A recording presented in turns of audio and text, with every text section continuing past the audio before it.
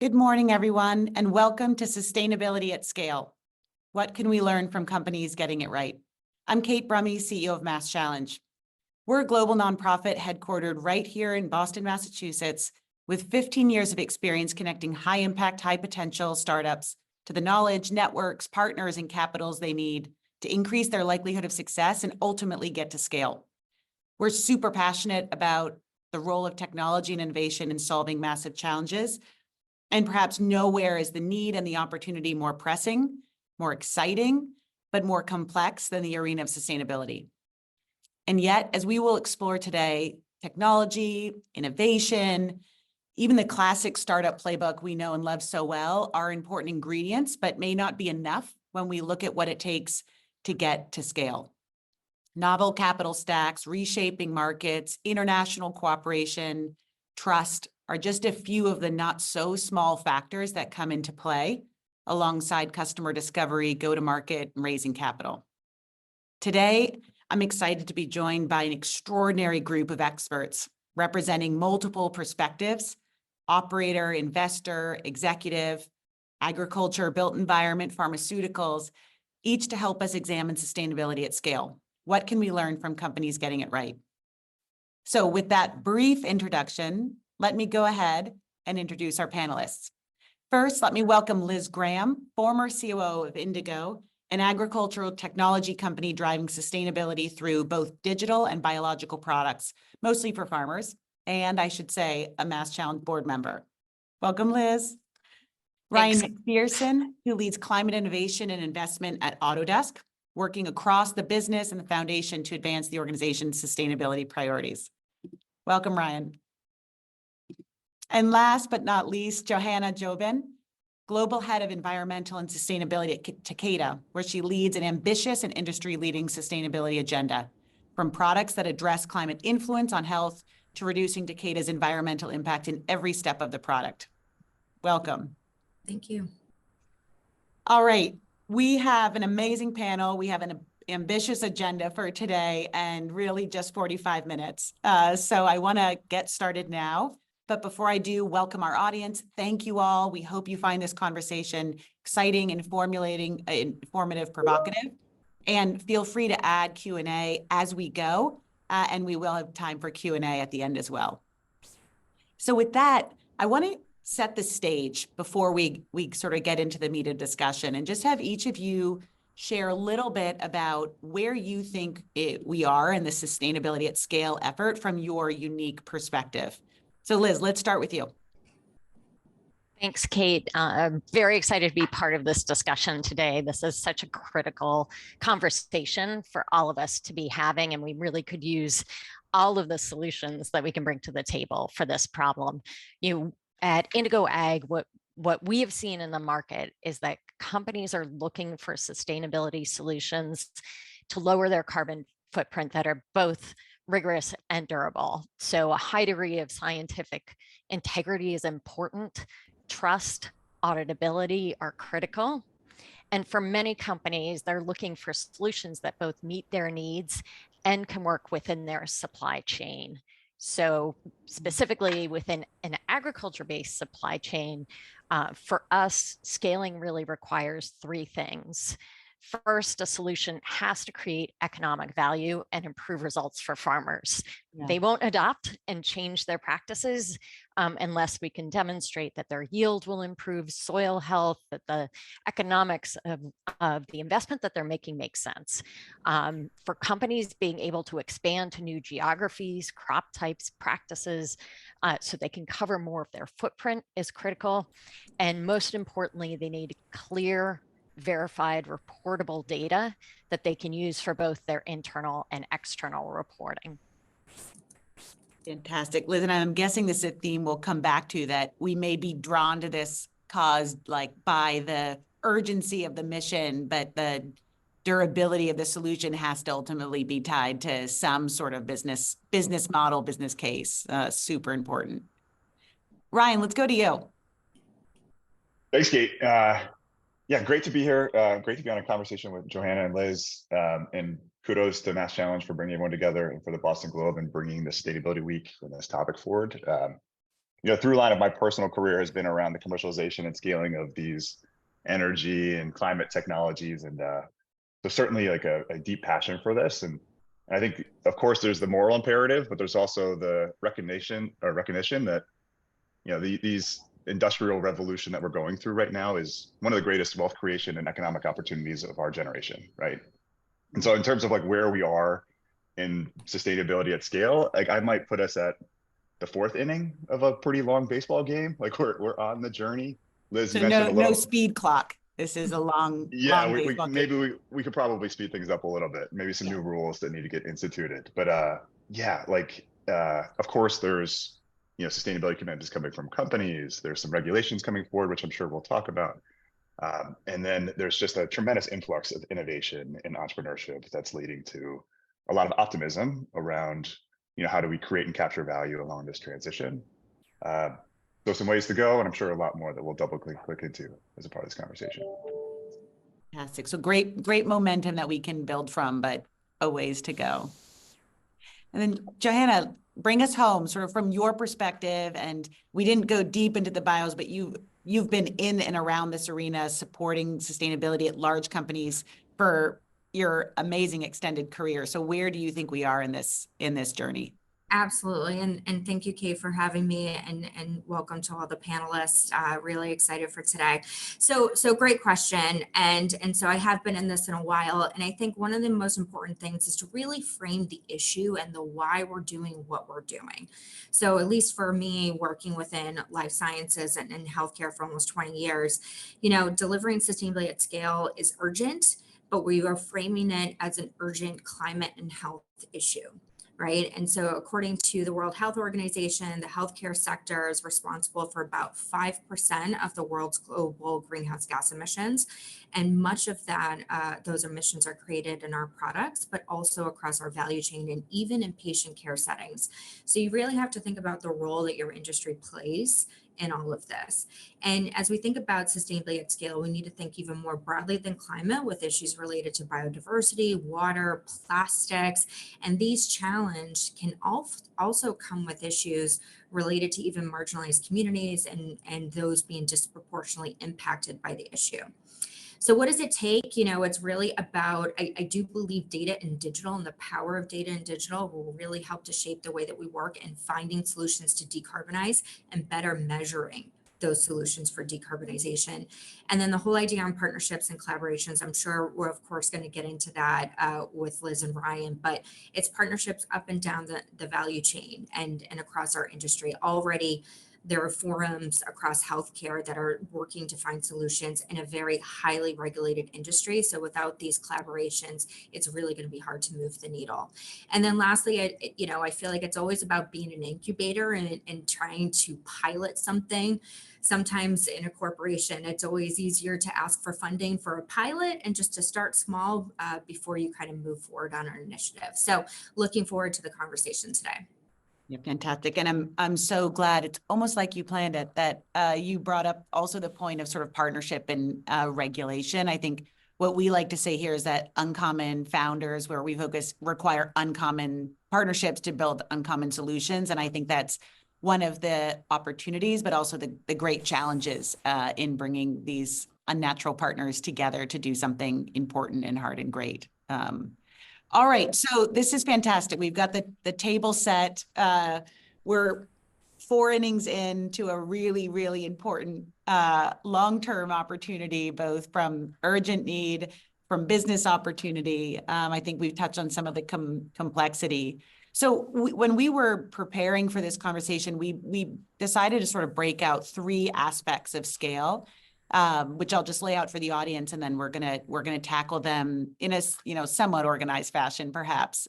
One is commercializing technology. So can we get to sustainability at scale by identifying, commercializing, and scaling sort of novel solutions? I want us to spend a little time there about what we're seeing, what we've learned, and what needs to be the case.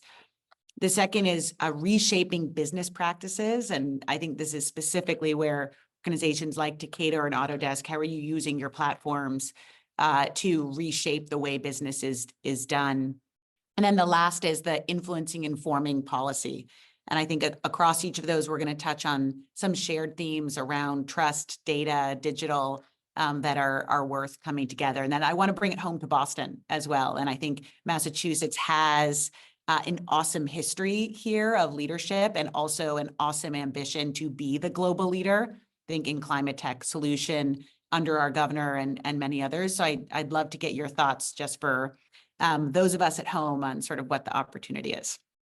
All right, let's dive in. Liz, I'm going to put you on the hot spot to kick us off on sort of the commercializing technology. Having just left Indigo, you've been at the front line of what it takes to scale a novel solution that, you know, tackles sustainability and climate head on. First of all, just, you know, give us a little more context on Indigo, and then from your operator experience, what is unique about bringing one of these solutions to market, and what have you learned about the necessary conditions that have to be in place? Thanks, Kate. So for folks who may not be familiar with Indigo Ag, we've scaled 2 products, both a biological product and digital sustainability products that provide companies and farmers with solutions that help sequester, remove greenhouse gases, improve soil health, and increase crop resilience.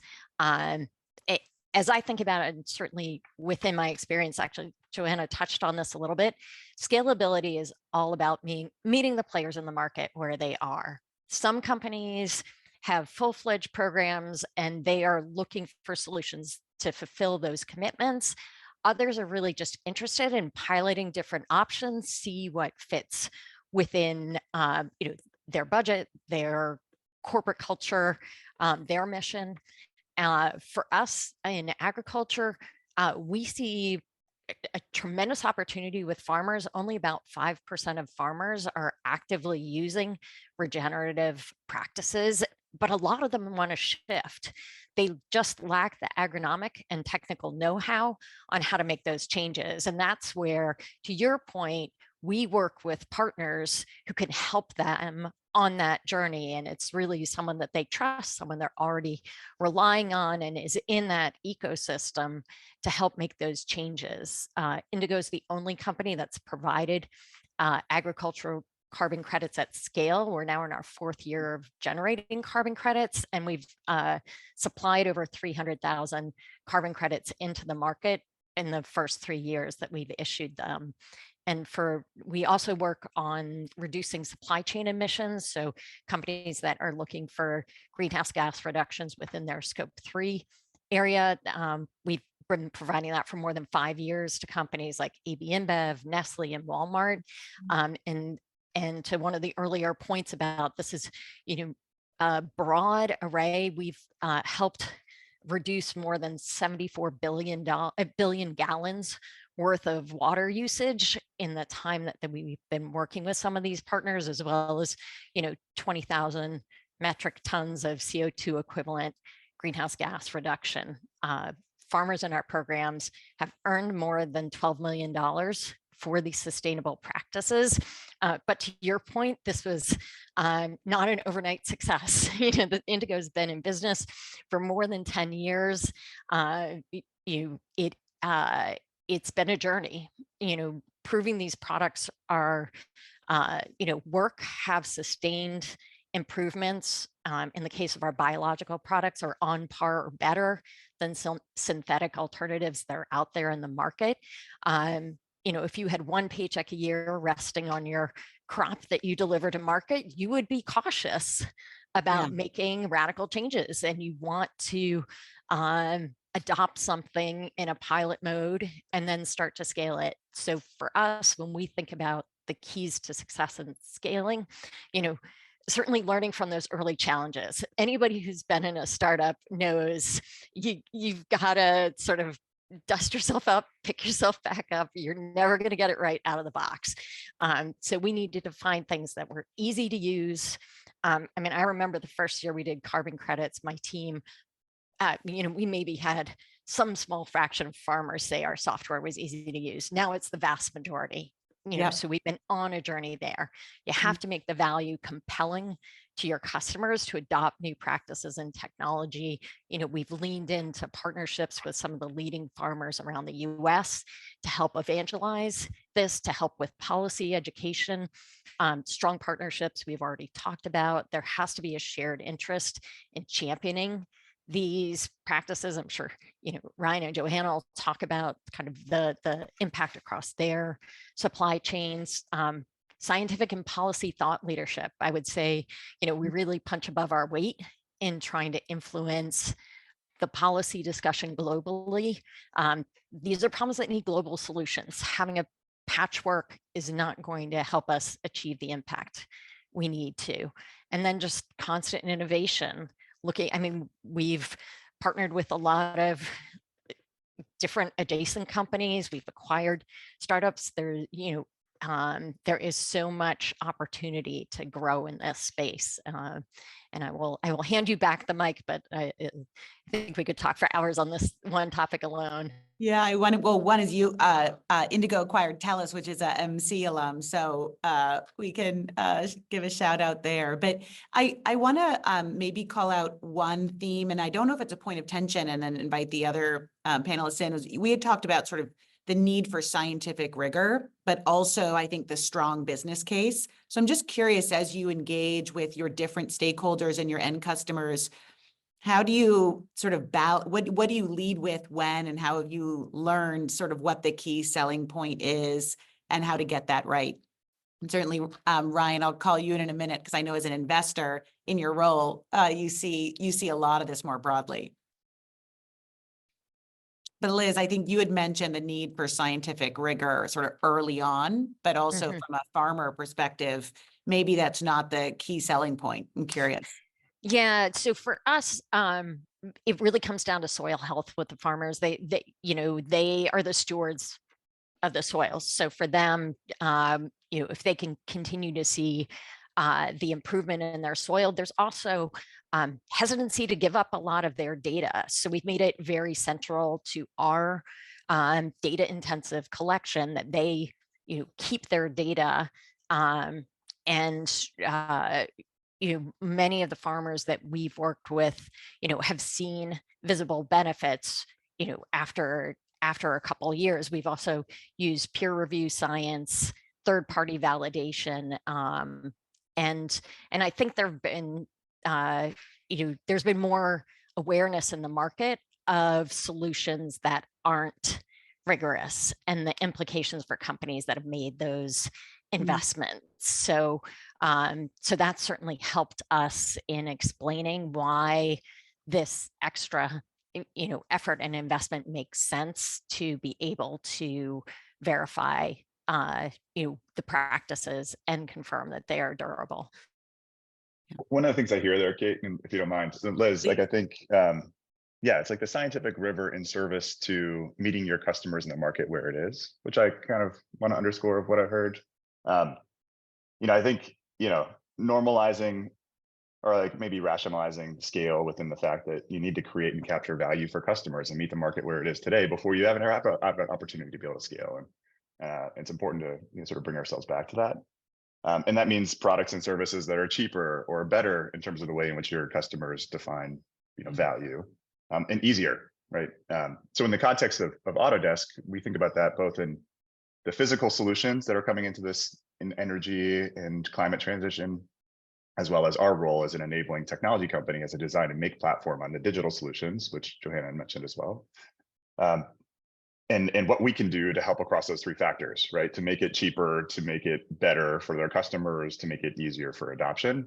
And maybe I'll just take both of those just independently quickly. So on the physical side, a lot of those new industrial technologies are designing and making this awesome atoms of climate using Autodesk software, right? And so what can we do as a catalytic investor in those companies, but also as a technology provider to help them design for manufacturing and assembly and get to drawing down those cost curves faster.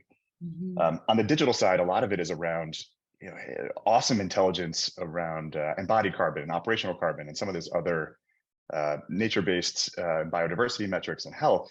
How do you bring that into decisions so you don't require a whole team of of LCA PhDs to be making these decisions as a part of your work, right? How do you bring it into those decisions at the time you're making the decision? And we see ourselves being an important enablement for that through the platform. So I think anything that can be done in service to meeting the market where it is, helping customers, solve a true pain point and making it easier. There's like a through line there that helps to unlock scale. Ryan, Great. can you just comment? Oh, go ahead, Oh, Anna. I was going to jump in if that's okay, Kate, because I Yeah, love by all this means. topic of scientific rigor. We're a science-based company. I think science and our approach to science really is the backbone of our climate strategy and overall net zero. So I think scientific rigor is important in trust around companies and organizations who are trying to transform and position themselves for a net zero future. But I think building on what Ryan was saying about just using science for, especially for the design of products, right? So up to 80% of our products' environmental impact can be determined in the design phase. And Takeda has a very strong sustainability by design program, and we're working to find alternatives. And in fact, some of the work that we're doing not only leads to cost savings, but enhancing the patient experience, right? So for example, we're deploying more sustainable packaging. Often this packaging can be less waste, more efficient, easier to utilize for the patient, but we're also looking at more, environmental preferable materials like the use of biopolyethylene, and which reduces emissions overall. The other piece that we're looking to do is utilizing digital technologies and even AI, right? So utilizing AI to detect potential vial defects more accurately and quickly than human inspection. We're also looking at digital monitoring for patients, and sometimes even using robots to collect used medical devices. This is actually in Japan, which is pretty cool to think about. So I do think this application of scientific rigor, we're really just at the beginning stages, but utilizing science to shape your company's policies for decarbonization is really important, but also utilizing science to guide how we're going to go about decarbonization. And Ryan, I will say I actually have 2 PhD experts on my team in life cycle assessments, but I do agree not everybody has the privilege of working with colleagues that smart. But it's how do we bring this technology and make it more accessible to people, right? So it's continuing to get tools and the scientific rigor in the hands of all types of employees at the organization. Yeah, it's such an important insight, actually, sort of a meta insight, that one of the most impactful things you can do is really optimize your decision-making and allocation of resources around where can you maximize the sort of sustainability impact using AI or digital tools in addition to your human power. Brian, I want to go back. I'm guessing, as given your role sort of as an investor, you see a sort of really broad set of companies, opportunities. And I'm curious, where are you seeing the most traction in commercialization, getting to scale? And where do we have the most work to do collectively to sort of support or reconvene or move markets to create more opportunity? Like, where do we have momentum? Where do we have friction? Love the question, Kate. Thanks. Yeah, I mean, there's really good data out there in terms of what's happening in the overall capital markets related to this theme, and where companies are on their journey, and how capital is flowing to those companies. I think the latest statistics I've seen is in 2022 and the first half of 2023, there was more venture capital dollars going towards this theme of climate and sustainability than the prior 8 years combined, right? So there's just tremendous amount of influx of capital, especially at the early stages. And with that, awesome entrepreneurs who are either early career or already had their successful exit or two, who could be doing anything or just dedicating their time and attention to this issue area. That's softened, of course, I think over the last 18 months as a part of the broader softening of venture. But in terms of the fourth inning, like the train sort of left the station. There's a lot of entrepreneurs who are getting further onto the commercialization journey, and in that way, I think it's super positive. Not always sort of equal across the board, and so there's certain parts of this climate transition, like power generation and in mobility, where you're seeing quite a strong pull. The markets are kind of there right now, and I think you're starting to see the broader ecosystem fabric support the scaling of those solutions, like electric vehicles, and then all kinds of different derivative businesses related to the support and scale of those companies. And then there's a couple others where you still sort of have this perception of risk, right? Or the green premium is not in parity to the fossil fuel derived alternative. Yeah. Things like low carbon cements and steels, right? Where great innovation starting to get to scale, get to first of a kind plants, but you still have some more market shaping to do to create a stronger pull and draw those technologies down the cost curve.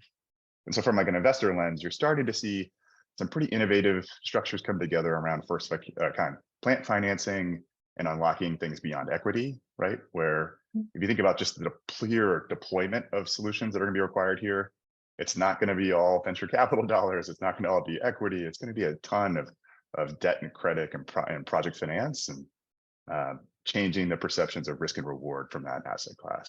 So, yeah. It's I want to come back to sort of the insights around the capital stack and what it takes to get to scale. But, one thing you highlighted, which I know came up for, and so I'll make this more of a jump ball, is the role of creating some market certainty, whether that's through policy regulation, through some sort of partnership that allow companies to sort of sell into some sort of market even ahead of like real traction. And I'd love to just pull on that string a little bit. I know obviously like solar is sort of the most clear-cut example for many of us, right? You've got big subsidies that make it more affordable, but I think there are a bunch of other key examples of where we're trying to create market demand through partnership. I'd love to have you all just comment on that. It's a really important piece of the puzzle. I'm happy to start. And then I know Liz and Joanna, you guys have both done awesome things in this space. One example is in durable carbon removal, right? Where, today there really is, or yesterday, there really was no market for this. No true aggregation of customers saying that, hey, if you build this, we will buy it. And so we're a part of a advanced market commitment for durable carbon removal called Frontier. Right? It's $1 billion, just the tip of the spear of what's needed to be able to scale that industry. But I think that market signal becomes really important for entrepreneurs saying, hey, I should start a business in this space, and to be able to partner with different folks across, public and private sector to say, hey, clearly if we meet these sort of performance requirements, we can, sell a solution here. We're thinking quite a bit about those similar types of what I would call demand side market mechanisms, but for other areas of this transition, specifically around concrete, right, or cement, where you still have that green premium, like I discussed, and how do you bring together owners and developers with clear requirements of what's required to be able to purchase that creates more of a pull upstream. But Liz, I know certainly in agriculture, there's a big piece of that too. Yeah, actually, I'll pull on the thread you talked about earlier around the fuel space, because that's certainly, a massive area of opportunity. And one of the recent developments there that's certainly interesting in the agriculture space is the new 45Z tax credit, which has created an unlock for us in, supplying low carbon intensity crops into ethanol, soy crush, other providers of sustainable aviation fuel, other, emerging lower impact fuel categories. So this is something where that conversation was a glimmer in an eye a couple of years ago. And now, we're starting to see much more concrete discussions around how do I get access to this credit in the market. So that's, again, I think, we've touched on this. There's a role for private industry. There's a role for government and policy in trying to come up with expansive solutions here that touch a bunch of different markets. I'll bump it to Johanna if you want to jump in too. Yeah, no, thank you so much. So we are actually engaged in a few different collaborations and partnerships to try to drive this at scale. So I know we kind of touched on the value of collaborations, and clearly, we've been partnering, at least within our industry, to try to collaborate and get traction on things like renewable energy. So virtual power purchase agreements. So Takeda is actually a member of Energize, which is started a couple of years ago, and it was announced at COP, one of the COP forums, to really try to secure more cost-effective access to renewable energy. And it's a program that is not only for us ourselves to engage with, so companies along pharma, biopharma, healthcare, but also our suppliers, and trying to give that access to suppliers as well. And the idea is that hopefully you get more preferable pricing, being a sort of aggregation of all of your energy uses for those VPPAs.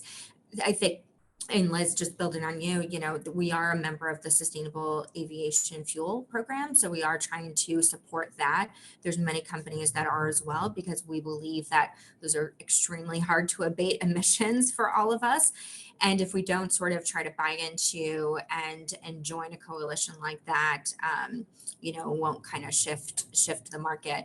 The other piece I just want to mention is what can we do as an organization to start to embed sustainability criteria or climate criteria within our own ways of working with our own suppliers. And likewise, we're seeing other end of the spectrum with our customers. So for Takeda, we're trying to start, to help move the needle and make an impact across our value chain. We're starting to try to embed certain requirements for ESG with our suppliers, and we have a commitment for our suppliers to also have their own science-based climate targets. And with that, we're providing advisory services for decarbonization for our suppliers. We're having supplier days to educate them around climate. So there's a number of things that we're doing on our end.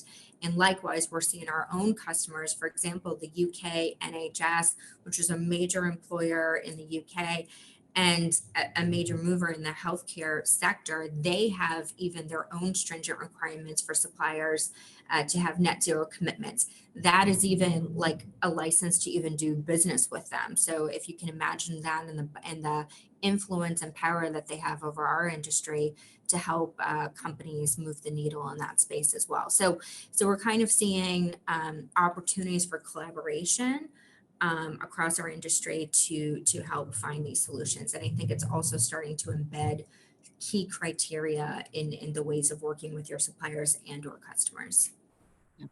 Jan, I'm so glad you went there, because that was sort of the other side of the creating market demand, is the role of large companies in reshaping business practices, which also start to pull demand for different types of products and services. So I'd love to just double click on that. In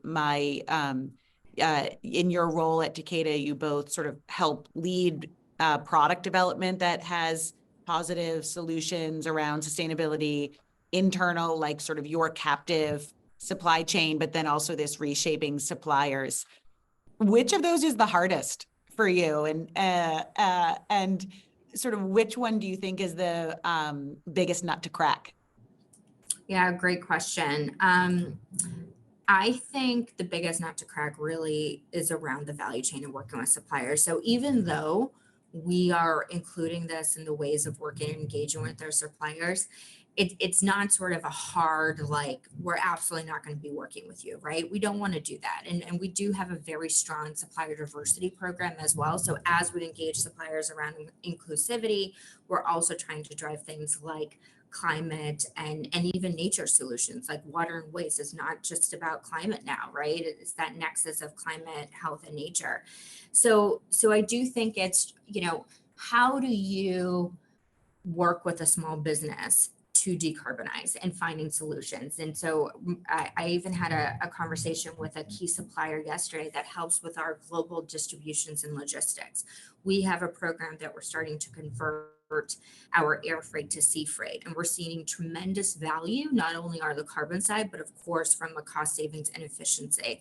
And so we're working with our vendor yesterday, and one of the key questions I said was, what can we do to co-create? Like, how can we have this symbiotic relationship where I know you have your own goals and targets, and clearly we're a major customer of yours. So, but we need some support and help. And if you don't innovate, we're not going to be able to innovate. So it's really just starting to have the conversations. We actually celebrated World Sustainable Procurement Day at the end of March, and we started with a kickoff of just educating our procurement team, right? Because a lot of these supplier relationships deal with our daily procurement staff that not, have very stringent, KPIs around cost savings, but now we're trying to get them to think about ESG and climate overall. And so it's starting to educate them on and what I say is just ask the question, right, with our suppliers. And more often than not, a supplier has perhaps a good idea or a good story to tell. And I think we also want to celebrate that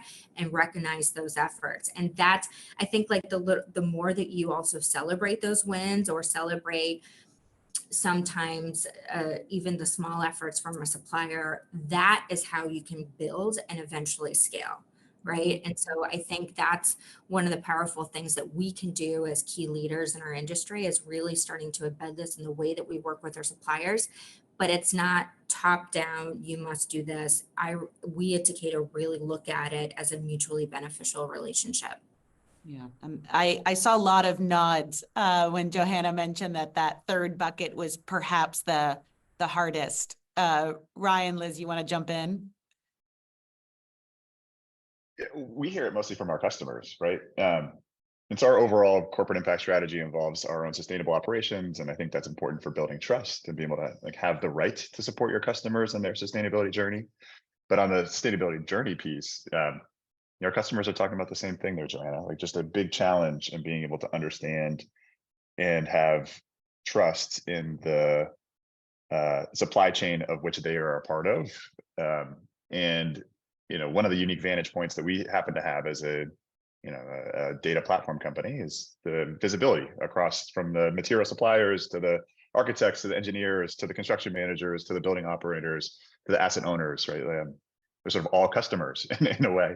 And as we connect that data and make that data more seamlessly connected and supplemented with sustainability as a part of that data through line, how do we help our customers solve those challenges is really core and central to how we think about our value as a partner over time. Yeah, it's a big nut to crack, and I would love to learn a little bit more. Maybe Liz, from your experience on where technology, where digital through lines could be of service and of help. Yeah, and one of the things that Joanna, you mentioned is this, particularly the role of the procurement team. I mean, what we've seen with many of the companies that we've been working with is oftentimes the sustainability budget in companies that are sort of dipping their toe in sits in a place, maybe it's part of the CEO budget, maybe it's in marketing or somewhere else, but it's not kind of embedded in the ways of working yet within the company. So some of the journeys that we've been on, going back to sort of your co-creation theme, which I also love, is helping companies to embed these practices, and in our cases also, making that value to their producers attractive as well. So, there is, I think, some inherent tension between, at least at this early stage, what's going to make changing practices, incenting behaviors interesting in the market versus what is the procurement team's, guardrails for the things that they are looking to drive within a business. So trying to work with companies on creative solutions, on pilots that help them meet their needs and work towards a goal of how to operationalize this within your company and within your systems. Because if it, this has been my experience in kind of any company that's trying to work within a legacy system to innovate and develop a new business model, you have to find a way to make it comfortable to fit within the ways of working of a large company, or it will forever be a science experiment on the side and not really kind of get adoption. And I think what all of us are striving for is to find something that really fits within the way companies operate and is important, but helps them continue to be very successful, profitable businesses. So those are challenging. That's where I think, technology, data collection, innovative ways of using that data and creating that value, both for the farmer in our case and the end customer corporate, those are all important, deliverables of this program as well as the impact. I want to pull out maybe a piece of actionable advice for the two parts of the market we've talked about. So I'll say it, then you can sort of correct or agree or add. But I think on the commercializing technology, we call them sort of startup side, you need to sell with scientific rigor, but also against a very clear business case. It's the both and. But I think it is important to note that clear scientific evidence around sustainability can be an advantage if you're selling into a customer with a commitment.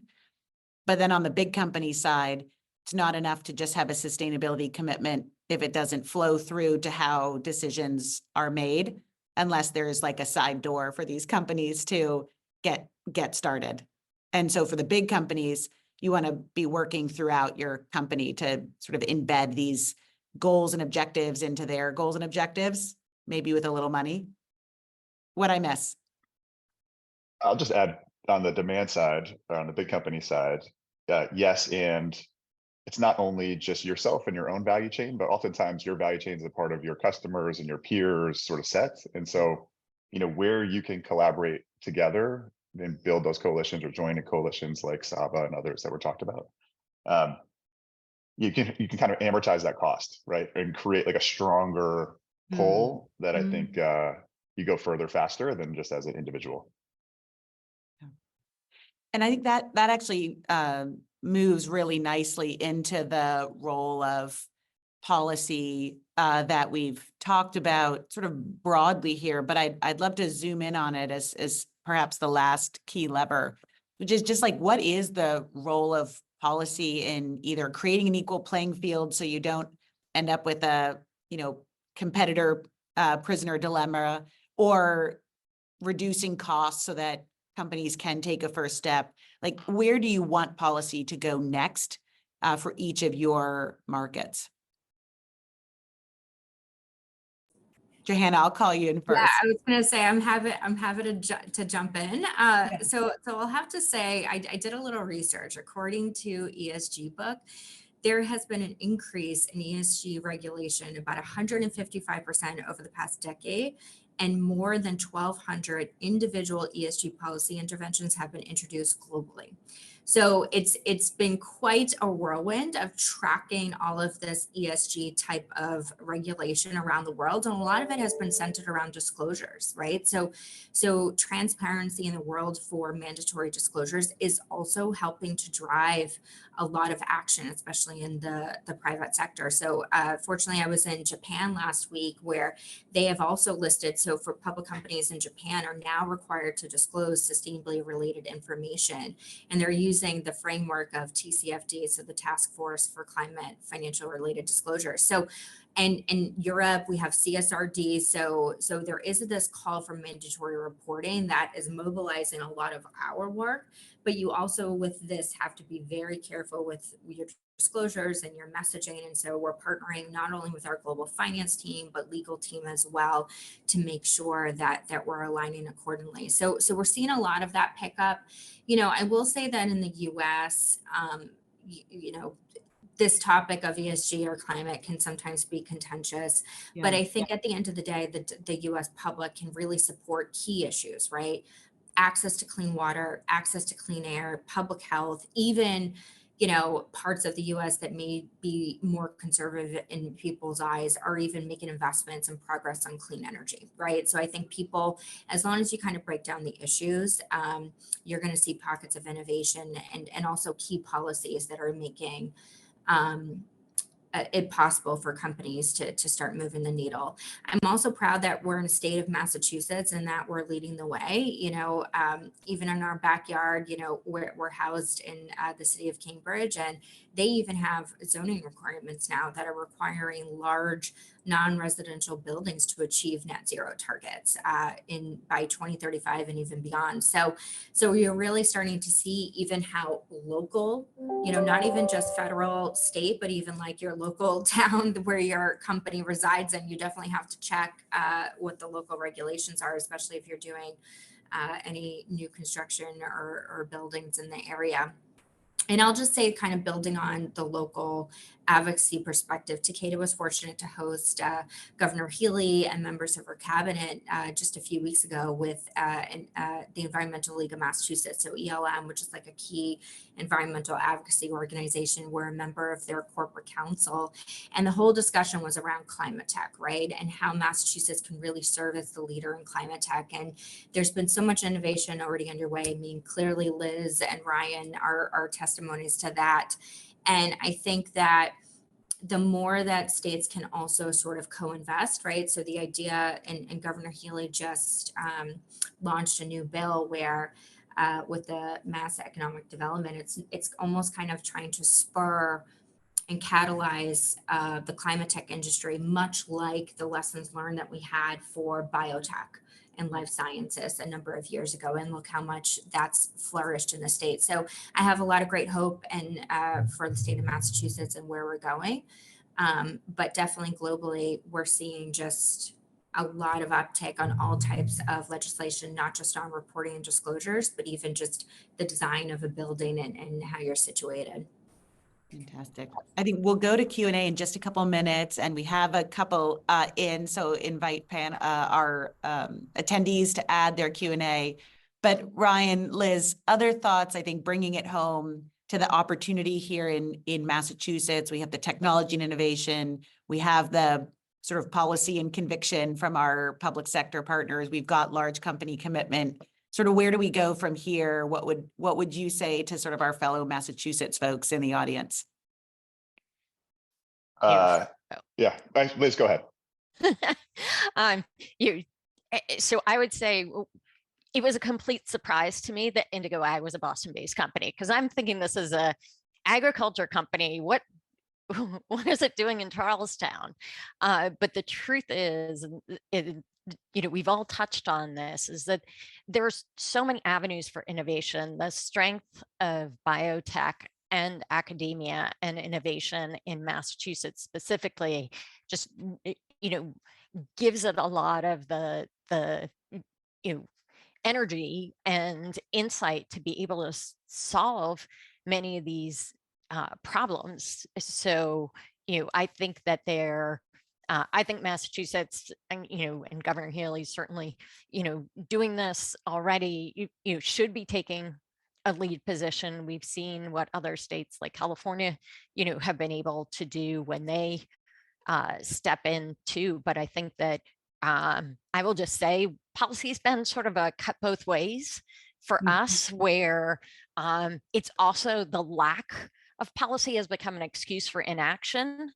So I think we have to make sure that there continues to be momentum, continues to be, ways to drive the cost of and friction around making these changes. Ryan talked about, some of the friction with his customers is that, it is critically important. And I think that there's no reason why a small company can't have a very outsized impact in this space, because there is such a hunger for solutions in many different aspects.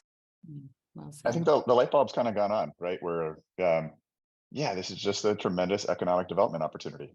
And I think Massachusetts is super unique in the fact that there's so much talent and wonderful research and development, and just like the broader entrepreneurial ecosystem that already exists and is sort of central to the economy here.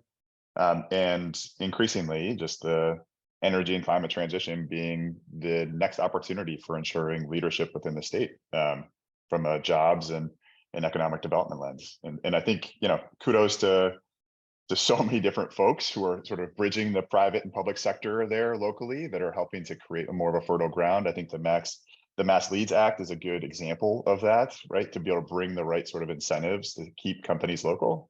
But there's still work to do, right? Because to get to scale requires a lot of deployment, which means permitting reform, which means the sort of wraparound system that makes it so you can raise a family here and hire people and do so in a way that makes the economics pencil for your business.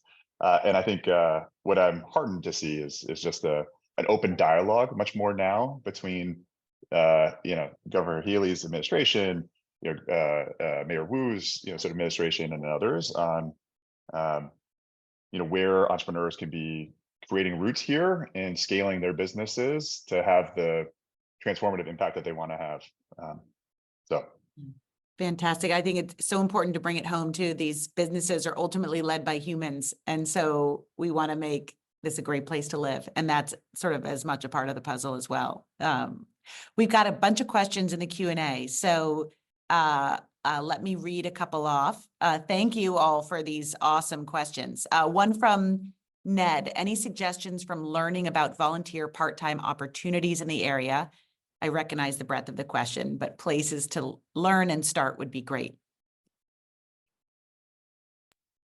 I'll give a shout out to Mass Challenge I was gonna say because the same thing, Liz. they have a vibrant array of talks and forums to get folks involved, and so I do think if you are a Massachusetts-based person, there's a lot that you can take advantage. I think if the pandemic created one gift, it is that most of this is now virtual, so that even if you aren't local, you can take advantage of learning. But there's, Greentown Labs. There are lots of different areas where you could start to understand this landscape a bit more, and kind of personally where your interests tie into the myriad of different aspects of sustainability.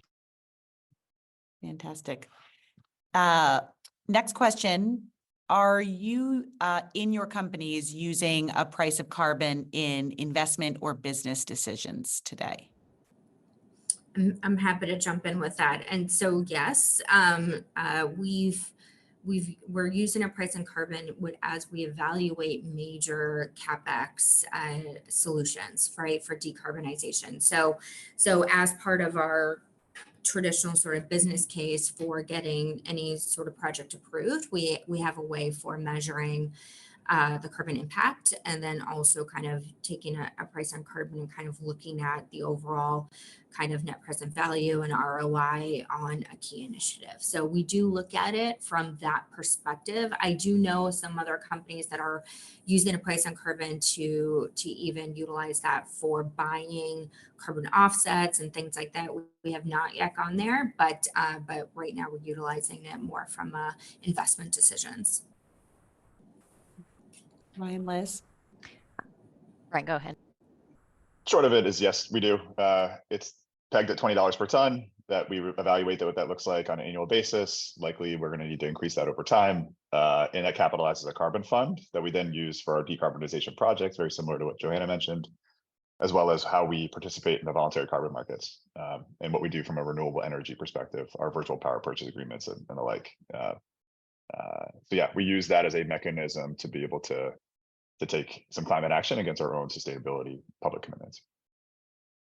And we use it in a slightly different way for Indigo Ag. And to Ryan's point about the likelihood of prices increasing over time, that's certainly what we've seen. And we have structured the value for farmers so that they can take advantage of that price increase over time with the credits that they produce. So they can capture 75% of the sale price of that carbon credit, which we use in our ROI calculators and helping them understand the long-term value of making some of these changes on their farm.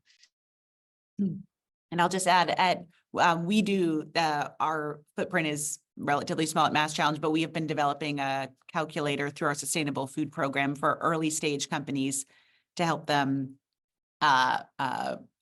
predict the amount of carbon that they'll remove to support not only sort of tracking and reporting, but to help make the case that they're a strong pilot or investment partner, given some of these emerging practices for businesses. So it's clunky today, but we're excited about the role that could play in early stage companies helping make the case to larger companies over time. Question from John. Thank you for great coverage. I agree. You all are fantastic. How can we talk to business operators about collecting good data for addressing SDGs, Sustainable Development Goals, through ESG, environmental social governance? Do we need both absolute data and financial data? How are you approaching this? Johanna, I'm guessing you've spent a lot of time on this. Happy to jump in. So we have lots of data, actuals, some estimated.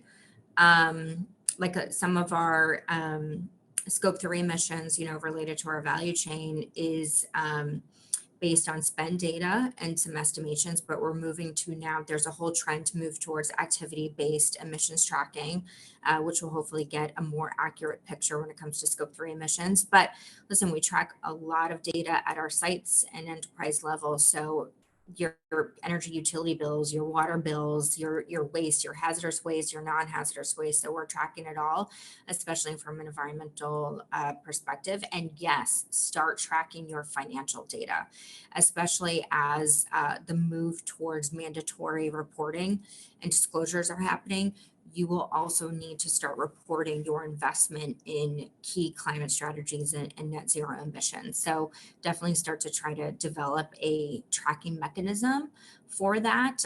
Like, for example, we have different parts of the business that drive CapEx versus OpEx. And we need to start now kind of putting systems in place to make sure we're more accurately having a true picture of our total investment for climate.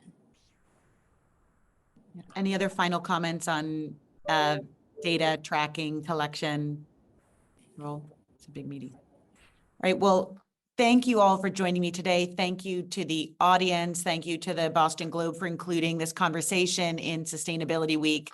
I think what we can say with certainty is whether you're an entrepreneur, an operator, an executive, an investor in the public sector, there is a role for you to play in achieving sustainability at scale.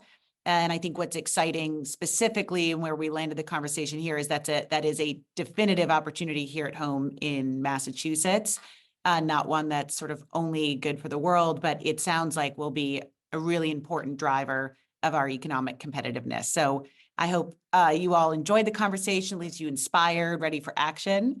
And with that, I'll thank you all and we can close out the panel. Thanks, Kit. Thank Thanks, you so Joanna. much. Thanks, Liz.